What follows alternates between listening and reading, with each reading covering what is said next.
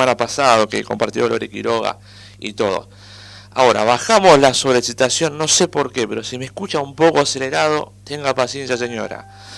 Estamos con Luis Rey, que es economista, doctor en economía. El doctor Luis Rey, ¿lo tenemos, Luis? Buenas tardes, ¿cómo le va, Martín?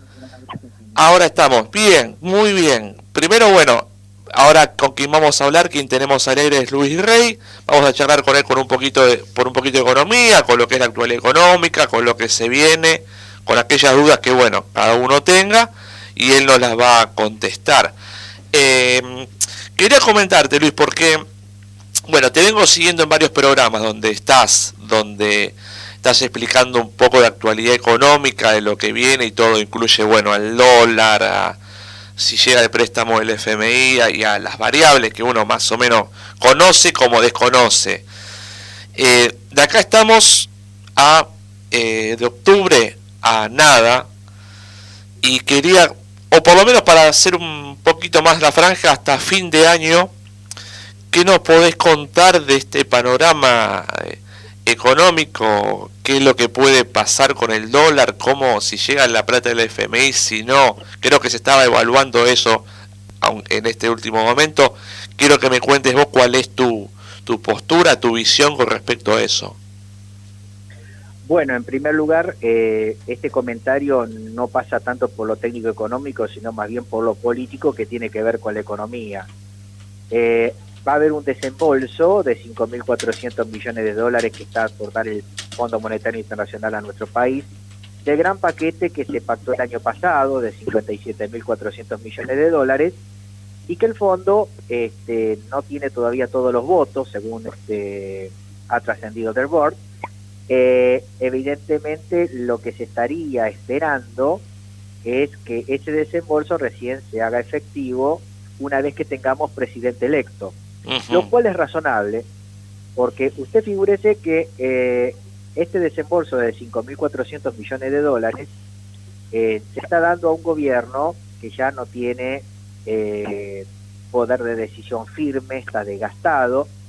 El presidente Macri está en una suerte de desdoblamiento, no sabe si quiere ser candidato a presidente para su reelección o quiere ser presidente de esta transición de cara al 10 de diciembre. En consecuencia, el fondo es como que actualmente desde el punto de vista político no tiene un interlocutor válido, porque el presidente actual tiene menos peso que un globo en ese sentido. Y por otro lado, tenemos a un precandidato, que es el doctor Alberto Fernández, que en realidad es un precandidato a presidente, todavía no tenemos un candidato electo. Obviamente esto se va a dirimir el 27 de octubre del mes que viene, y entonces ahí sí tendremos un presidente electo, y quizás el fondo lo que quiera es efectuar un desembolso ya con un presidente electo y ya tratando de efectuar los aspectos técnicos ya con el nuevo candidato electo y con su equipo técnico. Yo creo que el desembolso va a ocurrir, pero me parece que está sujeto a esta vicisitud política. Bien. ¿Y cómo, para que usted nos explique, uno a veces escucha de que se puede pagar la deuda externa con ajuste, o por lo menos escucha a grandes rasgos de explicaciones por ahí más técnicas y vos la podés bajar un poco más a la realidad? Digamos, uno pensaría, o lo que lee, que este gobierno paga una deuda con ajuste. El próximo, cuando dicen que la pagaría, porque la van a pagar seguro, sin un ajuste, ¿cómo lo podés explicar? Consecuencias malas trae siempre, pero ¿cómo, si yo te lo digo para que lo entienda, no sé, una tía mía, nos va a doler menos el pago posible del gobierno que venga? El ajuste es ineluctable, lo que por ahí está haciendo el doctor Alberto Fernández es hacerlo más amigable. Claro. Si en una casa nosotros estamos endeudados, lo que tenemos que hacer es recuperar nuestra solvencia doméstica. ¿Y de qué modo recuperamos la solvencia doméstica? Es generando un superávit en casa para que sobren recursos para pagar la deuda, sí, o los intereses. Eso es lo que se hace en la economía doméstica. ¿Y de qué modo la economía doméstica se ajusta? Y bueno, bajando el consumo, ir menos al cine, comer en casa, llevarse al trabajo una viandita con preparado, no comer en restaurantes o eventualmente no comprar más al chino la comida por peso, y tratar de generar más ingresos por ahí, trabajar un poco más, pedir horas extras, buscar un segundo empleo, que alguno de los hijos mayores salga a buscar empleo, y eso es lo que hace una economía doméstica para generar esa solvencia fiscal o ese superávit doméstico. Bueno, en materia de Estado ocurre lo mismo. El Estado, consolidado con sus particulares, tiene que generar un superávit. O sea, a sus ingresos corrientes, sumarle ingresos nuevos para generar un superávit. En el caso del Estado, como es en definitiva, tiene que pagar los compromisos, tiene que generar un superávit fiscal.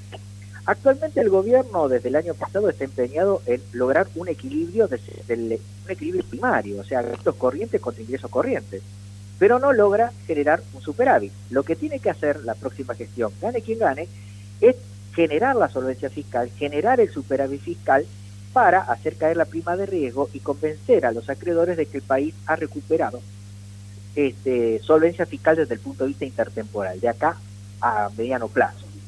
Para eso lo que va a tener que hacer es, por un lado, ajustar ciertos gastos y sobre todo apuntar a los ingresos. Porque en realidad el tema de bajar el gasto está medio complicado porque ya el gasto no resiste casi flexibilidad a la baja, porque eso puede generar conflictos sociales o mayor grado de pobreza. Sí se pueden ajustar desde el punto de vista de algunas cuestiones que sí se pueden hacer. En la administración pública, por ejemplo, tanto nacional, provincial como municipal, existe un sobredimensionamiento, no por ahí de los agentes del Estado, pero sí de la estructura. Hay muchos jefes, muchas divisiones, muchos departamentos, en donde ahí sí se pueda quizás bajar el gasto de gestión, hacer un poco más eficiente la gestión gubernamental. También, obviamente, por el lado de los ingresos, habrá que ajustar. Hay mucha evasión, sobre todo en el sistema de seguridad social, en IVA, y también ciertos sectores que por ahí no están pagando el sacrificio del ajuste. Por ejemplo, del sector del campo, sobre todo la zona núcleo, las que tienen renta diferencial, no tiene un impuesto a las retenciones muy alto. Estamos hablando de 4 pesos por dólar, que se licúa en la medida que haya más inflación y un tipo de cambio más alto. Probablemente haya que ajustar por ese lado, establecer un tipo de cambio más alto, con mayor retenciones, yo las estimo en el 20%, y de ese modo la economía, una vez que haya ajustado, genera un superávit fiscal. El superávit fiscal hace caer la prima de riesgo y hace bajar la tasa de interés con las cuales nosotros pagamos la deuda flotante y encaramos ahí sí un proceso de reestructuración, porque hay otro problema que también está pendiente para el próximo gobierno, que es el tema de la deuda interna y la deuda externa. La deuda externa es muy importante. Nuestro país va a tener el año que viene vencimientos en orden a los 53.000 millones de dólares y por todo el periodo 2020-2023 tiene vencimientos por 183.000 millones de dólares. Eso en cuanto al frente externo, con lo cual nuestro país va a tener que refinanciar toda esa deuda externa con el sector privado y también con el Fondo Monetario Internacional. Con el Fondo Monetario Internacional lo que va a tener que hacer es reprogramar el stand-by que nos dieron el año pasado y transformarlo en un plan de facilidades extendidas, o sea, extender los plazos sin quita.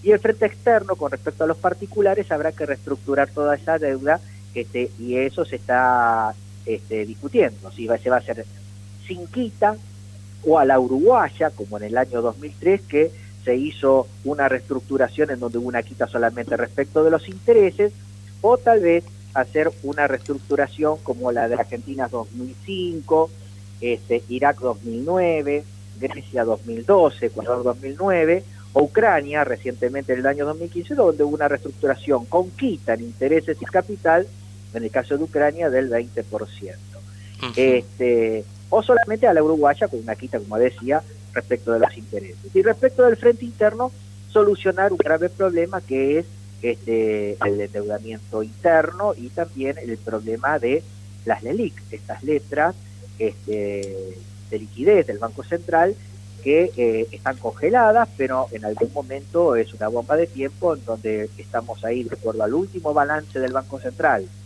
del 31 de agosto de este año, el monto total de la ELIX era de algo más de 1,2 billones de dólares, que pueden irse al mercado a través de la liquidación que los ahorristas hagan de sus inversiones, por ejemplo plazos fijos, y pueden ir a dólar. Y esto puede generar eventualmente un overshooting, una hiperdevaluación del dólar, que se puede transmitir a un mayor crecimiento de los precios y por ahí hasta un peligro de hiperinflación. O sea que estas son las cuestiones muy graves que tiene que afrontar la próxima administración, gane quien gane, ¿verdad? El frente externo, el frente interno, la deuda interna, la deuda externa, generar un superávit fiscal sustentable, tiene que generar la economía un desempeño fiscal intertemporal sustentable, tiene que revertir el signo de la cuenta corriente de negativa a positiva para generar los dólares necesarios para afrontar los compromisos por servicios y amortización a futuro, tiene que llevar un tipo de cambio alto y ajustado por el índice de precios al consumidor, y obviamente estas variables macroeconómicas que fundamentan, como le decimos los economistas, va a hacer caer la prima de riesgo y la tasa con el cual nuestro país va a poder retornar a los mercados de créditos amigables.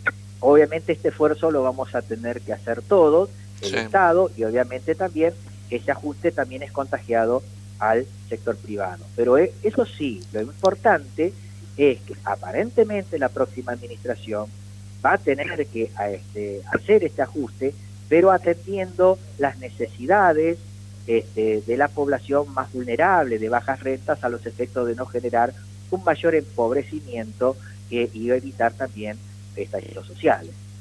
Por eso, en el caso de Alberto Fernández, uno puede interpretar que ese ajuste apunta a eso, que sea equitativo, que apunte más a los sectores pudientes, de sectores medios y altos, y no flagele a los sectores más vulnerables de la población, aquellos que están sin trabajo, bajas rentas, y pasando una situación harto dramática, ¿verdad? Y te voy a consultar, te venía escuchando atentamente. Bueno, lo decimos, estamos con Luis Rey, que se enganchó recién, hablando, él contándonos sobre economía, sobre lo que puede pasar de acá a estos meses. Te preguntaría lo que te pregunta, no sé, lo que te preguntaría el vecino de la esquina de casa, o yo mismo.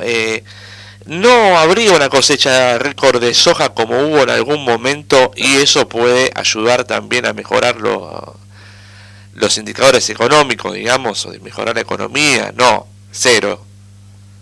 Este año la cosecha de soja fue de 55 millones de toneladas, fue muy buena. Este año la cosecha fue récord. Lo que ocurre es que la macroeconomía, nuestro país es una economía abierta, o sea, depende de lo que pase en el mundo. Claro. Y la situación macroeconómica nuestra, como la macroeconomía internacional, no es la misma que nosotros tuvimos en el año 2003. A saber, primero, en ese año 2003 teníamos una economía norteamericana que funcionaba muy bien, crecía a buenas tasas, no había ocurrido la crisis de las hipotecas subprime 2008-2009, los europeos todavía no habían sufrido la crisis de las deudas soberanas de 2008-2009, China crecía a una tasa del 10 o el 12%, el mundo crecía a tasas muy altas, había una gran liquidez internacional, había bajas tasas de interés, y encima la demanda china hacía crecer todo el precio de los productos primarios o commodities, o sea, había un muy buen precio del petróleo y de los granos y de los productos que nosotros producíamos y exportábamos. Eso generó un fuerte efecto renta, no solamente para Argentina, sino toda la región, que algunos economistas llamaron como la década ganada, ¿no es cierto? Sí. Al revés de lo que había pasado en la década del 80, cuando había una falta de liquidez internacional, altas tasas de interés, una economía que hacía caer los productos de los precios de los productos primarios, y eso fue la década perdida con una economía con alto endeudamiento que no podían fondear ellos mismos y declararon en definitiva en su momento la cesación de pago, como en México en 1982, o nosotros de hecho tras la tablita de Martínez de Oz y nuestra entrada en la guerra de Malvinas. Bueno, esta década que tuvimos a partir del año 2003, que podríamos fechar entre el año 2003 hasta el 2008-2009 en el caso argentino, fue una época en donde teníamos superávit fiscal, superávit de balanza comercial, superávit de cuenta corriente, tipo de cambio alto y una economía que crecía a una tasa promedio del 8 anual. Estábamos en el mejor de los mundos. No solamente Argentina, sino también toda la región. Sí. Este mundo no es el de ahora. El mundo de ahora tenemos que, tras la crisis de las deudas soberanas en Europa, Europa está de ajuste tras ajuste, por lo tanto Europa ha dejado de crecer. Todo lo que es la Unión Europea, importante demandante de productos, ha dejado de crecer. Alemania no llega a crecer al 1% anual, que es una de las economías más importantes. Estados Unidos también está creciendo muy poco, no alcanza a crecer al 3%. China, como el comercio internacional ha caído y China es una economía que dinamiza su desarrollo a través de un modelo liderado por exportaciones, o sea, tiene por mercado al mundo. Al crecer poco el mundo, China ha dejado de crecer a las tasas del 10 o 12, si bien ha tratado de endogeneizar su crecimiento, tratando de girar su crecimiento hacia la demanda interna. China actualmente, si crece al 7%, brindan con champán. O sea que el mundo está creciendo poco. Y encima de eso, hay una guerra entre Estados Unidos y China, que primero se materializa a través de una guerra de devaluaciones, una guerra de aranceles o de retorsiones, que hace que eso haga que el mundo crezca menos todavía. Los países se están volviendo más proteccionistas y al tener una baja del crecimiento del comercio mundial, también bajan las tasas de crecimiento globales. Y eso hace caer el precio de todos los commodities o los productos que, por ejemplo, nosotros producimos y exportamos. El precio del petróleo está caído, el precio de los commodities que nosotros producimos y exportamos también están caídos.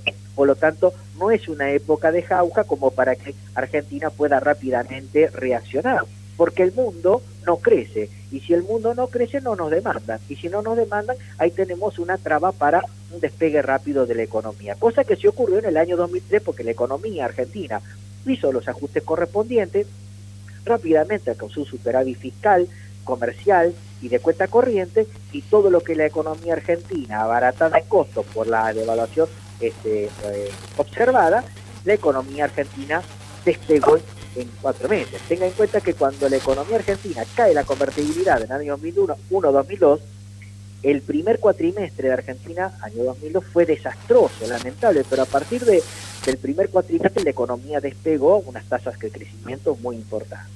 Eso lo podemos ver en el periodo de 2002 hasta 2008-2009, en donde ya la Argentina comienza a mesetar la tasa de crecimiento, comienza a haber inflación, y ahí vemos un periodo en donde la economía comienza a tener algunos síntomas de agotamiento, que obviamente llega hasta finales de la administración de Cristina Kirchner. Pero obviamente son estos síntomas que tranquilamente nos llegaba a una típica crisis de stop and go, como decimos los economistas. Fue reemplazada por una administración que, en vez de corregir estos ajustes, hacer unos pequeños ajustes que necesitaba la economía argentina para redespegar y relanzar el modelo, lo que hizo fue abusar del endeudamiento externo, lo que generó una saturación del mismo, y finalmente la crisis de endeudamiento que tuvimos hacia fines de abril del año pasado, que generó la fuerte intervención del Fondo Monetario y este ajuste de tipo ortodoxo que llega hasta nuestros días, ¿verdad? Luis, la verdad que estoy atento, estamos todos atentos escuchando, bueno, Lorena Quiroga, Mónica Bateri Lloret, todos los que están en el vivo, y ¿quién más? Pablo Parlente. Te agradezco el tiempo, fue una clase magistral. Estamos como todos escuchando lo que estás contando, que sí, que lógicamente lo compartimos. Y decime dónde te pueden buscar. Claro, ¿sí? Decime. Espero haya sido claro. Fue claro, sí. Decime dónde te pueden buscar, como para ir cerrando la nota. En las redes, en algún lugar o algún libro que estés por publicar. No, generalmente aparezco en reportajes televisivos, sí. Trabajo en la Facultad de Derecho, hago una vida bastante activa como profesional, tengo mi consultora, pero hasta el momento tengo un perfil bastante bajo, no tengo página, y generalmente tengo un perfil bastante bajo y sí, pero sí muy generoso con la gente que me llama de distintos medios. Es complicado, es cierto, penetrar en determinados medios de comunicación, producto de que generalmente los programas de cable muy politizados o los programas de televisión abierta hacen que los economistas que vayan a esos programas son de cuño ortodoxo, o sea, son liberales generalmente. Claro. Los economistas heterodoxos o nacionalistas como nosotros estamos un poco marginados de los medios de comunicación o de los programas de cable, ¿no es cierto? Usted fíjese, por ejemplo, los programas de cable donde hay más programas políticos generalmente están monopolizados por economistas liberales. Ese es un gran problema, pero bueno, aquí estamos. Estoy a disposición de todos ustedes cuando quieran hablar más de economía, y muy agradecido por la nota. Buenísimo.